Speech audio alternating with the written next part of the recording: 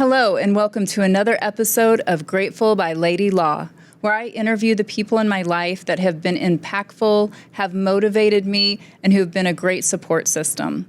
Today, we have a very special guest, boss lady of so many ways, attorney Tracy Hightower-Henne. Tracy and I have been friends for years, since I was a baby lawyer, and I think you were too. We were both baby lawyers, yeah when we met. Yeah. We were ready to save the world, though. Yes. Right? And we still are. Yeah. Yeah. Maybe in different ways now. Yeah, absolutely. Yeah. So welcome to the show. Thank you. Yeah. I'm so excited to have you on. There's several topics. I know we kind of did a little brief run through of what we want to talk about. So I thought we'd just start at the beginning when we first met, and then kind of talk a little bit about what got you into the law and, kind of how you started your career path. Yeah, so I decided I wanted to go to law school when I was in college, and I was a junior in college, and I was like, it's almost over. I don't want to be done with school. And I was always the nerd in school, so I decided I wanted to keep going to school, and I'm not from a family of lawyers or anything like that. And so I had a business law class that was taught by a law school professor, and I was like, oh, I'll go to law school. That's great. And that was really it. So I went to law school and finished that and didn't really totally know what I wanted to do afterwards. I did get a master's in tax law, so I got a job with Union Pacific Railroad as a tax attorney. Oh, wow.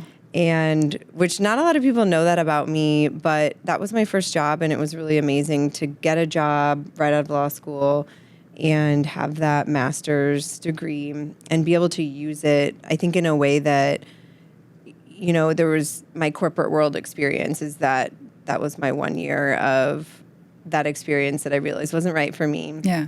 And part of how we met was I started volunteering with the Nebraska Innocence Project when I was working at Union Pacific because I wanted to do something with my law degree that felt good. Yeah. So I started looking for volunteer opportunities and found the Nebraska Innocence Project, which is a nonprofit organization that reviews inmates' claims of innocence and decides if there is an avenue back into court to potentially exonerate. So it was that opportunity that made me realize there's so much more in the world that we can do than just sitting in a cubicle at a big corporation. So I quit that job, and I quit during the huge downturn in the economy. And so it was risky, but I come from a family of entrepreneurs, so it was like, I can figure this out. And I opened my own law firm, and I wanted to be able to have the ability to do those things, like volunteer and do pro bono work. So I did that, and then that's how we met. But you have to remind me how you found me and how we initially talked. That's, and it's so sad that I was jogging my own memory, and I was trying to think, and I remember there was something about a 1983 claim. Yeah. And I know I was helping you on that, and I don't really recall 100% how we got connected. I just remember coming to your office, and I don't remember if I had just been looking at the Innocence Project stuff too. There was something about the Innocence Project, and for some reason we connected on that, but I don't remember the catalyst to me meeting you that first time. Yeah, because that was 15 years ago. Yeah. And so much we really were baby lawyers. Yeah. I mean, I had no idea what I was doing. Right. Well, neither did I. And I think I was just working as, I want to say I had graduated from law school, and I think I was at the public defender's office, and somehow I had just gotten, the bug to kind of, like you said, help in a way that was meaningful. And not that the public defender wasn't, but like the Innocence Project, it just was really motivating to me. Yeah. So I think that's kind of how it all began. Yeah. Somehow we got connected. Yeah. Yeah. And I think public defenders are very special. My law partner was a public defender, and, people that call them other things like public pretenders is just ludicrous to me. And I often look at my public defender friends and think, like, you guys are doing the hard work and you guys are doing the most important work. But that was an interesting way to sort of get a feel of the criminal justice system, was to do that volunteer work with the Nebraska Innocence Project. Yes. And I know that you've had some really big cases with the Innocence Project. Yeah, I worked on two cases that really took most of my time, and part of my involvement with the Nebraska Innocence Project was as the executive director as well. So Yeah. I was also helping with, planning events and fundraisers and things, and then working on those cases as legal counsel. And one case that I worked on for the majority of the time while I was involved with the Innocence Project was, a man who had been incarcerated for over 40 years, and just really listening to his case and realizing that he has a claim for innocence that not many people believed. Mm-hmm. And if you really just sat down and listened to the story and then read the transcripts, right, from the trial, Right. things just didn't add up. And I think that became really clear. And for me, a desire to do something. And we ended up motioning the court for DNA testing on some of the items of evidence and ended up getting that DNA testing granted, which is a pretty big deal. Yeah. Doesn't happen very often in Nebraska. The standard and the burden is really high. I was still very much a baby lawyer at that point. I had done an oral argument in the Court of Appeals for his case, an oral argument in the Supreme Court in his case of Nebraska. And I just did it, right? Like, I just stood at the podium and did those oral arguments. And there was a lot of that sort of self-talk before you do those things, and those power moves that you do. But I certainly was very nervous, and we ended up winning on both of those levels. And That's huge, Tracy. yeah, and I think working on his case specifically still is one of the biggest achievements in my legal career. And, thinking about that, and I don't think about it often anymore, but, talking about it just now reminds me of what we do as lawyers, and if we can find a way to use I consider our legal degree a superpower. Yes. And if we can use it in a way that does something good, I think that that's what we're meant to do. I absolutely agree. And I remember going to meet with, because these people that are incarcerated and, apply to have us review their cases, in the Innocence Project. I remember, the next step would be to go to wherever they're being housed, whatever prison facility, and doing an interview. And I remember specifically going to Tecumseh and interviewing a gentleman, and just the desperation that he had. And I mean, he was absolutely scared to death that he was going to spend the rest of his life in jail for a crime that he believed, that he truly believed and wanted me to believe that he did not commit this crime. And just knowing that as being probably the only person working on his side, his fate is almost kind of in your hands to a certain degree. And that's a lot of responsibility, especially for a baby lawyer. Yes. And just to look back and think how bold we were, that gives me a lot of pride. Yes. Yeah. And I think my work with Innocence Project was the first time I stepped foot inside of a prison, too. County jail, different. Prison, very different. And I think the feelings of privilege and your life that you have this minute you step outside of the prison and get in your car and drive away, and you have all of the freedom and ability that you have in life, I think really puts into perspective what you can do in your life to help other people. Yeah. Yeah, that was never lost on me. That I'll never forget that, you'll always remember that drive away when you get to be free and go home and sleep in your comfortable bed and eat what you want, and you've just left somebody in prison. Yeah. And especially if it's somebody that was wrongfully convicted, that's heartbreaking. Yes. Yeah. So, so you're working for the Innocence Project. What else are you, what's the next step in your career? So at that point, then I met my law partner, who we just happened to be in a law office share together and sort of didn't really know each other. And that office share was splitting up. And so her and I both had to find new office space. And we had a conversation and we said, let's be partners. And that's literally how our law firm started 13 years ago. And we look back now and we think that was crazy. And maybe she's not as much of a baby lawyer as me, and she's okay with me saying that. But maybe that was how it was meant to be, that we didn't get into the details and we were like, let's do this and we'll figure it out.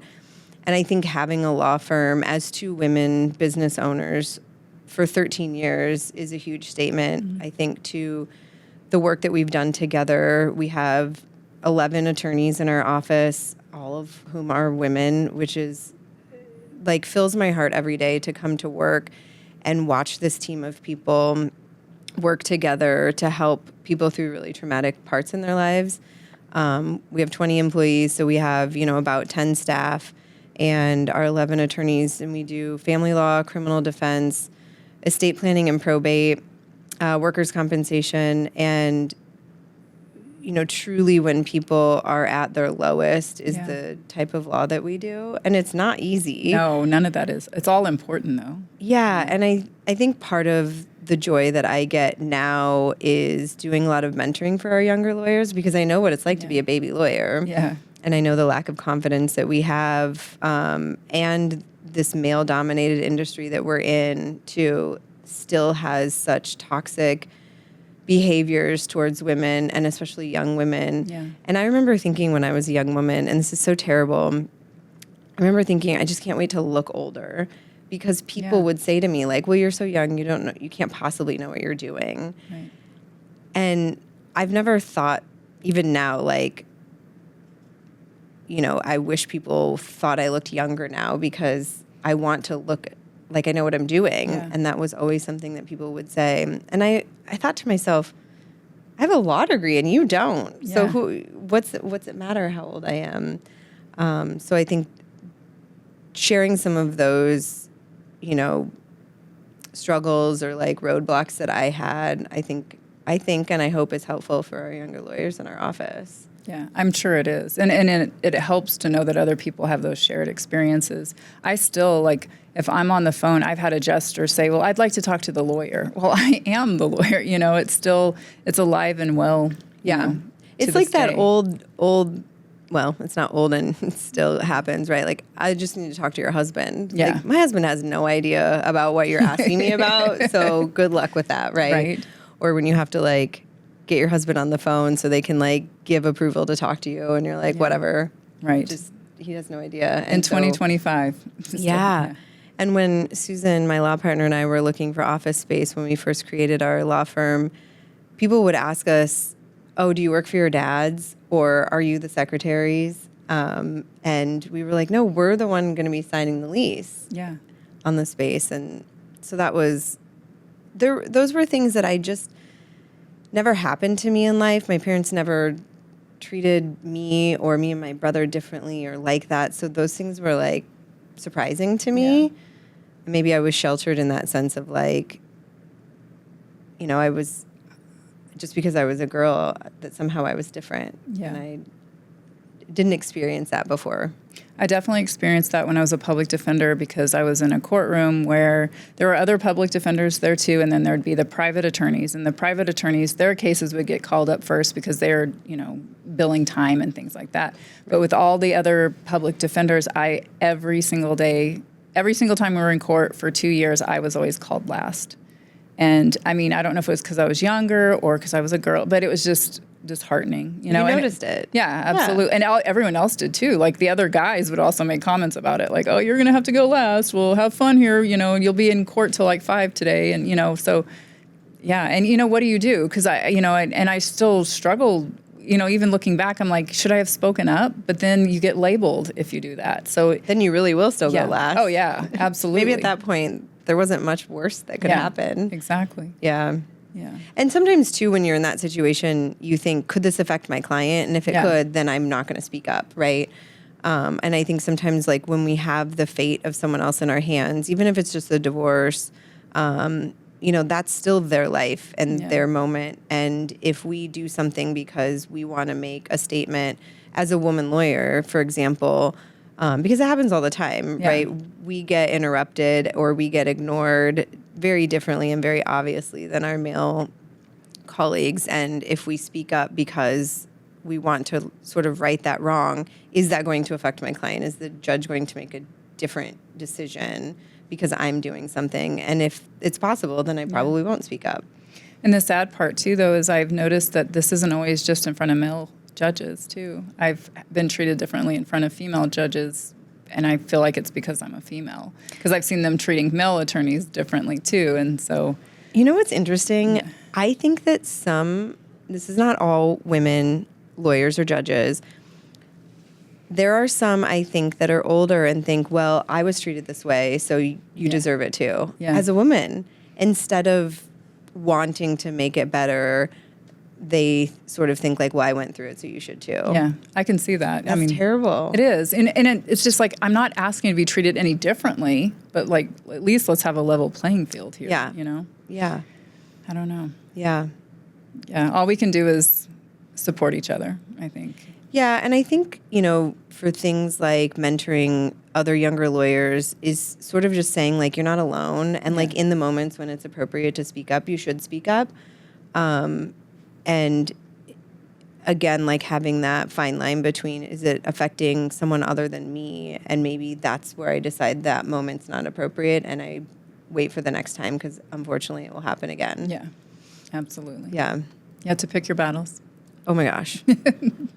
I have been thinking about picking your battles just in life in general. And, I'm almost 3 years over the age of 40 now.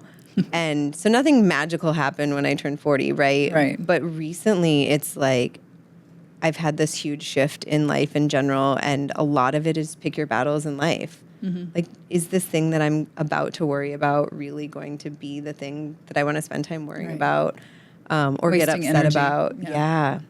Energy is huge. Yeah, absolutely. It is funny how I was actually talking to my brother last night and I was like, it's funny because it's like the more successful I am and, the more I could probably spend money on all kinds of fancy clothes and stuff like that. Sometimes when I'm at home, I just dress like a bum. And he goes, Mandy, I think it's because you just don't care as much as you get older. And I'm like, I feel like there is a degree of that. Not that, you don't care, but the opinion of others just doesn't matter as much to me. Right. And the things that I thought were important and, when I was younger just aren't as important. And how I want to be perceived has changed, I think. I have a daily, I think it's the Tiny Buddha daily calendar. Yeah. And like recently there was one that talked about the perceptions that people have of you are truly just their perceptions. And if you're worried about their perceptions of you, like you're spending way too much energy on that, and that's a good reminder that perceptions aren't even actually someone's feelings. Right. It's this also false thing that's just out there. And on a different day, the person will see you in a different way. You know what I mean? They're bringing their attitude, their mood, all their experiences from the day too. So why do we? Right. Yeah. Let it go. Yes. Go do something way more exciting with your time. Absolutely. So what is the greatest challenge of having your own firm? Oh, gosh. I think that's a really interesting question. And I think it probably depends a little bit on the day-to-day schedule. Like something that I've lived by probably since day one of being a lawyer is that like reputation is key. Mm-hmm. It's the number one thing that I think drives everything. And I think our law firm specifically has a really strong reputation of being, knowledgeable, skilled, kind to other attorneys, like all of those things as a reputation. And then it's my own personal reputation. And then helping people decide what do they want their reputation to be and part of that mentoring. And so I think anything that gets in the way of that is a challenge. So, we were talking about before this, like Google reviews. Yeah. Anytime we get on anything other than a 5-star Google review, I like a little bit of my heart breaks. Yes. And, we just talked about, do I care about what other people think? Not really. But now we have this Google review that's out there for everyone to read, which is totally mostly false, right? Mm-hmm. And so I think those types of challenges that are completely out of our control, and we do our best to try to, smooth something over with a client. But I think one of the things that's the hardest is, our clients going through like some of the most difficult times in their life, and some of it's true trauma, and just doing our best to explain the process and say, like, we may not be able to get you everything you want. Yeah. But I'll make sure that you don't feel uncomfortable in the courtroom, right? Like, I'll explain to you exactly what's going to happen beforehand. And so I think it's just the challenge of not being able to be exactly what our clients want us to be or results to get for them. You have to gauge those expectations. And Oh my that's, gosh. I've learned that the more I practice law, the more I realize you got to do that early on in the case and be very conservative in what you're going to say could happen, because you just never know what's going to happen. Make no promises. Yes, yes. And a lot of that comes with experience too. Doing this particular work for 13 years, I know that anything's possible, especially in the family law realm. Oh, yeah. We could have a really terrible set of facts and the judge is still like, I'm going to do 50-50 custody. And you're like, I can't promise you anything on day one, right? So that is really hard because you want to be able to tell the client, like, this is likely what's going to happen. And you can't always do that. Family law has to be one of the more challenging parts of, areas of law to practice. I've done very little. Sorry. That's okay. I've done very little of it, but I've always thought criminal is hard because somebody's freedom is at stake, But family law is even almost more personal in a way because it's their children, and then you have two people that used to love each other that probably don't anymore, and it gets nasty. And yeah, it is really hard, and it's hard not to internalize to what people say to you. Like, clients will say things terrible to me that I know they don't mean. Yeah. And I think that's one of the things and like one of the humps that we have to get over as lawyers that are going to do family law is you either get burnt out or you figure out how to cope with that and being said those things from clients. And there's, actual studies that talk about people's IQ actually lowers when they're going through a divorce. Oh, wow. And so you're dealing with clients who just really, truly can't think straight. Yeah. And they feel like their life is ending, and they're now going to spend at least 50% less time with their kids. And they sometimes can't budget on, one income alone, and they literally don't know how they're going to make ends meet. So it's definitely not for the faint of heart. But if you get good at it, there are, some joyful experiences and some clients that are really happy with you at the end. And you're helping people navigate to what will be a different type of life, but you're problem solving for them, and that's meaningful, because if they were to do it on their own, they'd be lost. Right. So, yeah. That's huge. And the ones that try to do it on their own, they find their way to a lawyer a couple years later because usually you can't do it correctly on your own. Yeah. It gets messy and bad. So yeah. So I know when we were kind of getting ready for this, a couple other topics that we, we're talking about that have really, bonded us together and that we have some commonality is our family issues. Yeah. So listeners know a little bit about some of the stuff I've been through with my brother's addiction and some of that. So is there anything you wanted to share with the listeners?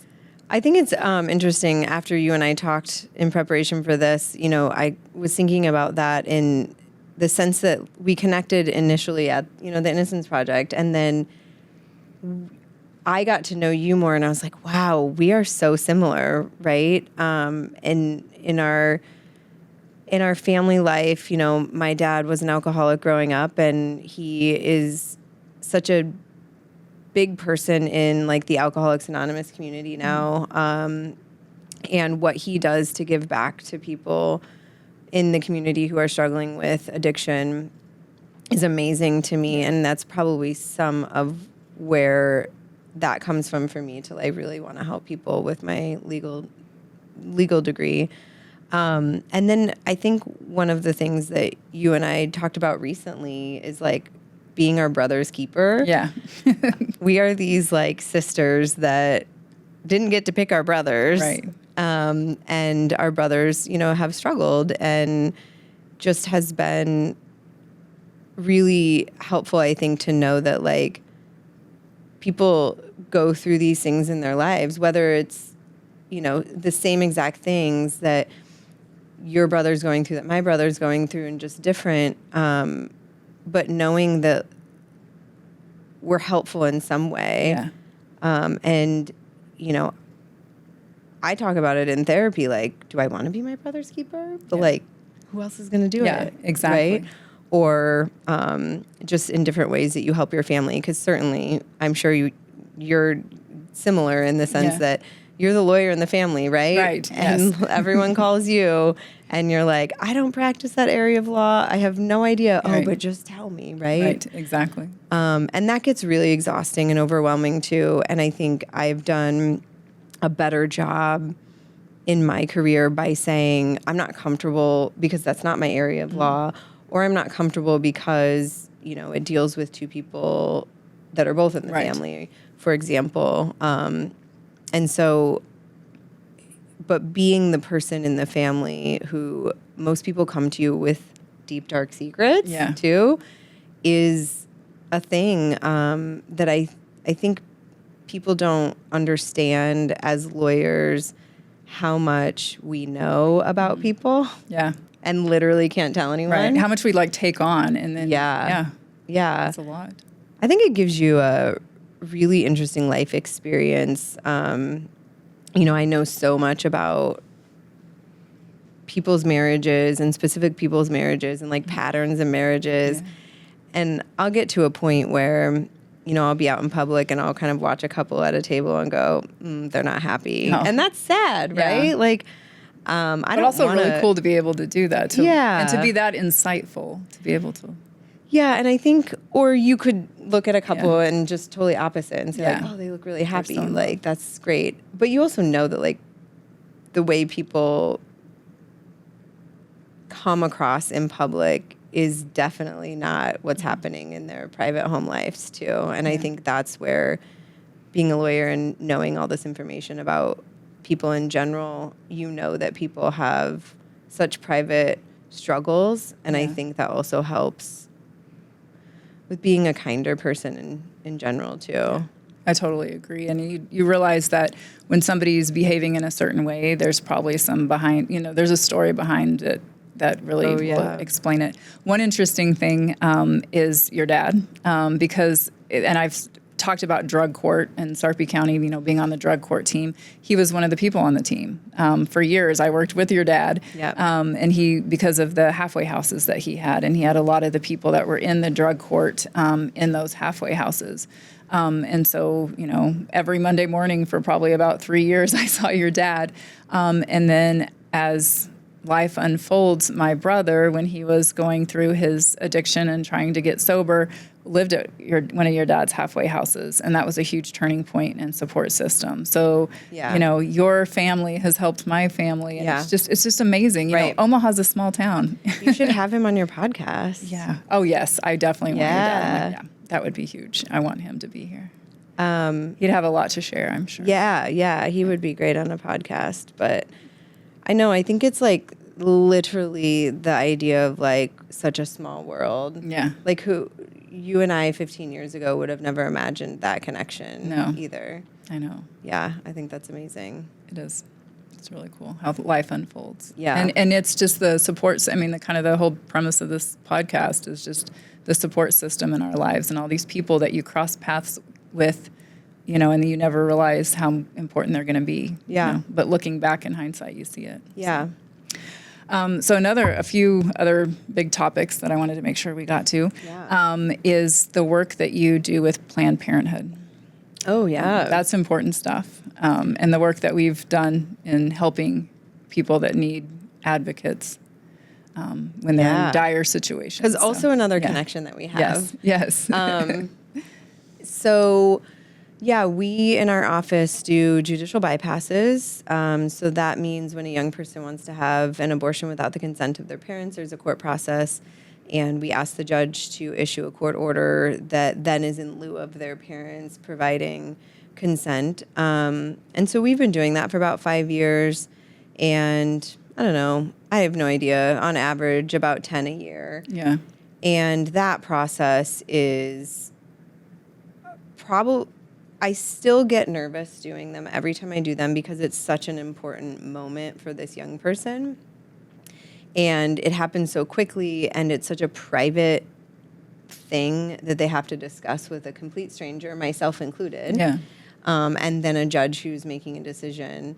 And the things that we have to discuss with them, you know, in front of the judge when we've literally just met, gives credibility to these young people's like maturity and intelligence and their ability to like overcome what's going on in their life right now. Right.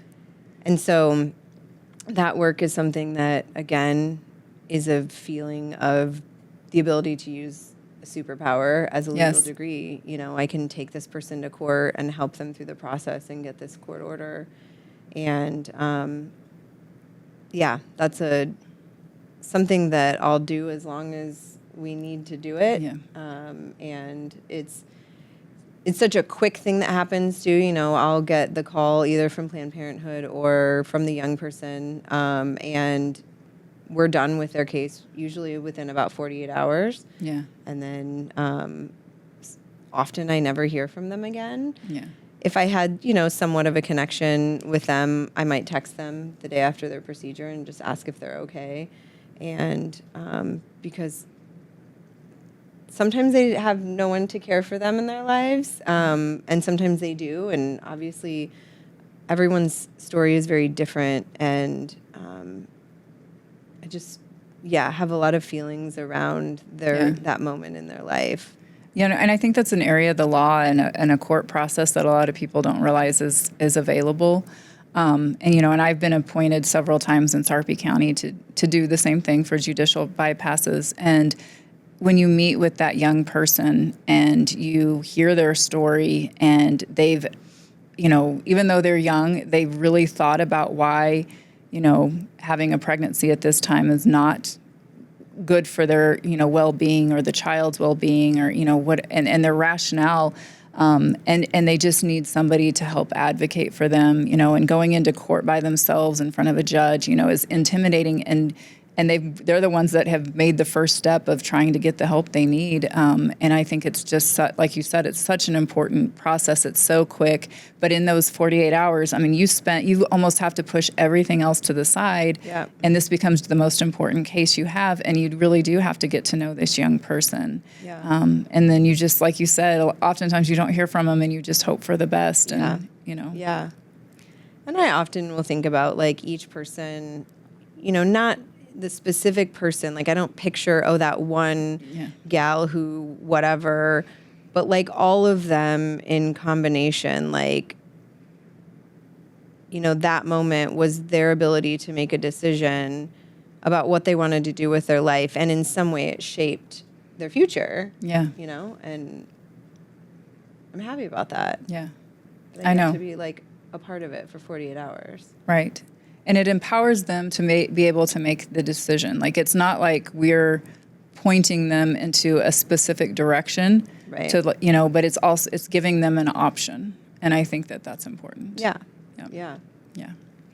Yeah. You also do a lot of other work with Planned Parenthood, right? You're on the board, or you were on the board? Yeah. So I was on the Planned Parenthood Advocates of Nebraska board, which is officially the C4 board, which just means we do a lot of lobbying to elect people to, other positions. And then now I'm on the Planned Parenthood North Central States board. So that's the board that oversees the C3, which charitable organization for 5 states. So Nebraska, I just started this board. So North Dakota, South Dakota, Nebraska, Minnesota, maybe there's one more, so maybe it's 6. But yeah, so I'm on the boards and just love supporting the work that they do. And, I think the thing that we forget about is Planned Parenthood isn't just all about abortion, right? It's all about sexual health and reproductive rights in general, but the things that they do for different people in our community is some of the most important things that people need access to. Right. STI testing and pregnancy, helping people throughout their pregnancy, not always ending their pregnancies. Right. And just regular annual exams, too. People forget they do all of that stuff, Yes. and it's an amazing organization. Absolutely. It's such a collaborative effort to make sure that women, do have these resources. Because without that, I mean, the women's health, I think, would really suffer. Yeah. It's so important. Yeah. And they do serve all socioeconomic groups, but I think they do make it accessible for people, that need extra help in that way. So it's important work. So I've always, I hold you in such high regard for so many things, but that to me is just, been such a powerhouse behind making sure that, being a support of that organization. So. Yeah. Which takes us to another topic I know that we had discussed about talking here, is our lack of children in our own lives. Yeah, I know Yes. another connection we Yes. have. I know we talked about this in the sense that, like, now that I'm almost 43, people don't ask me anymore. Yeah. When are you going to have children? And I think that stopped. I don't know. Maybe that was the magic thing at 40. Yeah. But I never wanted children. And actually, when I was 30, my ability to have children was taken away. And anyway, so that sometimes helped to say, like, actually, I can't have children. Right. Stop asking me. But yeah, I never wanted children. And I'm super satisfied with that choice that I made and had. And but it's interesting, like, as friendships happen with other women and colleagues, and topics that are discussed in social settings often are surrounding, what about their kids and what's happening, but also just even this idea, and I struggle with this a lot, and someone said, well, you should write your own book, but like self-help books in general about women in careers, or like work-life balance often has an underlying tone of how do you balance your duties for your children.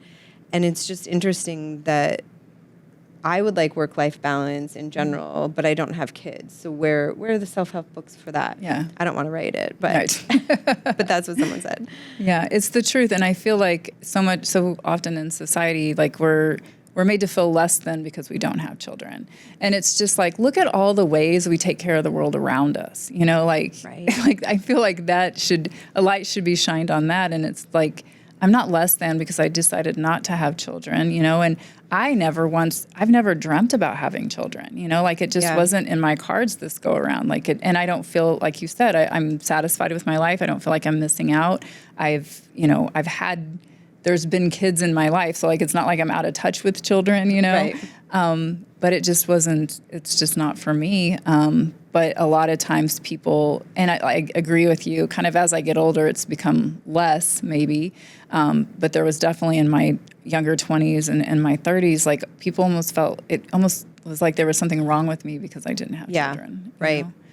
I remember I had some people say, well, you and your husband would make such cute babies. And I'm like, whoa, that's not a reason that I would have kids. But also, like, yeah, we probably would. And you and your husband would have very smart children. Yes, we probably would. Yeah. But there's also, like, these AI generators of what would your kids look like. Like, yep, look, it's cute. You don't want it, though, Yeah. But, yeah, it's a fascinating world to be a woman without a child, especially, I think, in my career and what I do. I often have clients in the family law realm say, well, you don't understand what it's like to share custody because you don't have kids, or you don't understand, how can you possibly give me advice on this thing about my family when you don't have kids? And, sometimes my clients have no idea if I have kids or not, and they'll ask me, well, do you have kids? And I don't like to sort of skirt around it, and I just say, nope, I don't, and then just move on from the topic. But I think the question is such a pointed question that has, like, a meaning behind it or a reason behind it, that someone's asking you that. Yeah. Yeah, I totally agree. And I just feel like at this point I've had enough life experiences with children in my own family, my nieces and nephews, and just like in our work, we get to gather all kinds of information about parenting. And, so it's just like, I don't feel like it takes away from my credibility that I don't have kids. Right. And if people if they try to make me feel less than, that's their perspective. So. Yeah. Yeah, I mean, I think I've done, I don't know, over 1,000 divorces in my career, so I think that gives me the experience. Yeah, I think you got some cred there. Yeah. I love it. I'm trying to think if there was anything else on our list that we definitely wanted to talk about today. What do you see ahead of you next 5 years? Ooh, well, that's really interesting. So, I ran for the legislature last year. I ran unopposed for over a year. And so that whole year, I really had a lot of literal dreams of being in the legislature. And so really pictured myself there. I didn't obviously get to the legislature, and I'm totally okay with that. I'm a fate believer. I believe everything happens for a reason. So I'm kind of working through now, like figuring out what my next thing is. And I'm doing, I do executive coaching in general, but part of that is, a moment of feeling maybe slightly lost. And I'm okay with that. Yeah. I love to travel, so I have, somewhat extra downtime right now because I did put aside some things to run for office. And so I'm just focusing on enjoying literally the moment, and traveling as much as I can when I have these moments, these extra times. So I have 3 scuba diving trips planned this year. And then, just doing as much as I can, I think, to relish in having some free time. But I don't know. I don't know what the next step is. I won't ever run for office again, though. That's clear. Well, the one thing that I observed you while you ran for office, and I've never seen anyone work harder. I mean, you were out there knocking door to door. You constantly had fundraisers. You were just, social media was out there. Like you were on, just like everything you do, you did it 100%. Yeah. I, for one, was completely devastated when you lost. And I feel like it's really a sad thing for the state of Nebraska not to have you in the legislature, especially this year. There's a lot of important things happening. And it's just, I actually thought about it today. It was like, wow. Yeah. We need your voice there. But like you said, fate didn't have it in the cards. So, I can imagine why you wouldn't want to run again, though. It seems like it would take a lot out of a person. Yeah, and I think, doing it once, I learned so much about myself, about my community, about other people. Like literally meeting people on their doorsteps is a really cool experience. I'd never walked some of those neighborhoods before, so that was just fun in general. And I definitely met people that I wouldn't have otherwise ever met, so I'm super grateful for that. And I became involved in some groups that I wouldn't have ever become involved in and will stay involved in. So I'm grateful for all of those moments. And I think, I don't know, politics is really toxic, and I prefer to stay away from toxicity in general, right? And when you have like a choice in the matter, I am grateful that I had that experience, and I will be supportive of other people who want to do it. But there's a level of understanding that you are like talk about wondering if you're going to care about what other people think about you. That's where you really need to question. Yeah, that would be hard. Yeah. Well, the one other thing that I know we talked about on the phone was our fur babies. Oh, yeah. So another thing we have in common is we love our animals. Yeah. Yeah, those are our kids. Yeah, they're our kids, and they're also that like self-care thing for me. You know, when I go home and I have my, I have 2 cats, 3 actually, but one's not really mine. But he's adopted me, I think. But it's such a sense of peace to have those animals and to take care of them and to, they're such a huge comfort. And I feel like they can tell our moods. I feel like animals are so more, they're in tune with us almost more than other human beings. So. Yes. Yeah. It's really true that I think your blood pressure decreases when you're touching your animal, petting your animal. Yeah. We have a Great Dane. Her name is Scuba, because we like scuba diving, and she looks like Scooby-Doo. But she sleeps in our bed with us. She, all 105 pounds of her, but she is definitely our child. She's our second Great Dane. Our first one was 12 when she died. And so this one is just finally sort of getting out of her super crazy puppy stage. So we're like, all right, this is a little more chill now. Yeah. That's awesome. So they're great. That's awesome. So the one thing that I just want to we're probably about to run out of time. But the one thing that you said at the beginning of this that I don't want it to be lost is how you said that having a law degree is a superpower. And you've used that superpower over and over to help so many people. Yeah. I mean, I think that we have an obligation as lawyers, not only to be like ethical and have high integrity, but I think we really have a responsibility to find something that we're passionate about. And even if it's in little ways that matter to just a few people, I think that's important to use it. And I think that gets lost in the cards a little bit. I think lawyers come out and they're worried about billable hours or making a lot of money. And I think at some point everyone realizes like, oh, I can do this thing.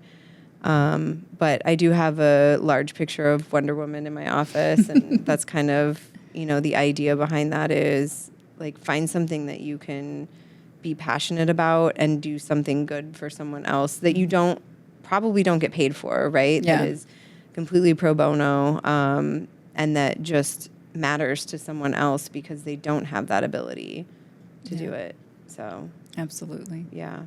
Well, thank you for coming today. Yeah, of course. Thank you for having me. Absolutely. And I would encourage listeners, if you want a good law firm, I recommend people to you guys all the time. Anybody that's looking for estate planning, divorce, all the things that you guys do.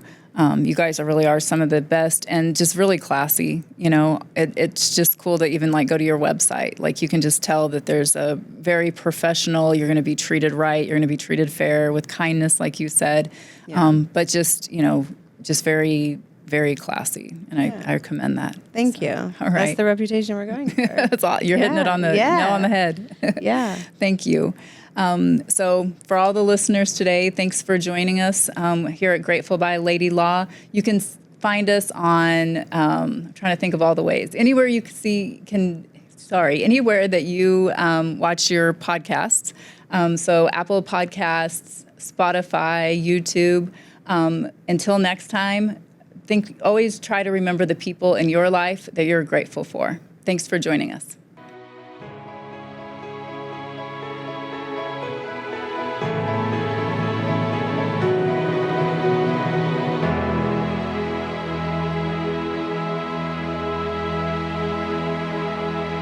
A Huda Media Production.